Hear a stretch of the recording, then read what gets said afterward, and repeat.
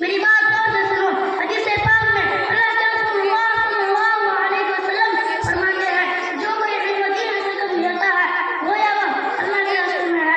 इसका तमाम सवाब है और इबादत है। खाना पीना सोना जागना हत्ता कि पेशाब करना करना भी इबादत है। इसलिए हमको यकीन रखना है। हमने मदरसा में दाखिला लेकर गोया अपने आप को जन्नत के रास्ते पर डाल दिया है। अब हमको यह रास्ता चलना नहीं है।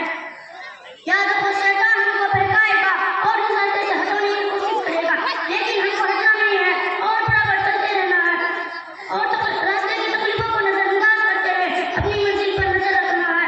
शायर ने क्या वक्त कहा है, हम सबको ऐसा याद रखनी है। संगरोजा का चुभन का मुझे एहसास कहाँ, मैं तो मंजिल के मीनारों पर नजर रखता हूँ। मेरे प्यारे साथियों, हमने तीसरे रिसाले में हज़रत अब्दुल कादिर जिलानी रहमतुल्लाह अलैह का खातिरा पढ़ा है। उन्होंने अपने वालिदा को कैसे समझाया। अम्मा जान, मैं इल्म हासिल करने जा रहा हूँ। अम्मा जान, इल्म रोशनी है, जहालत अंधेरा है। अम्मा जान, इल्म वालों का नाम दुनिया में रोशन होता है और आखिरत में भी और ज्यादा रोशन होता है। प्यारे दोस्तों, हमको ये तकरीर हमेशा याद रखनी है।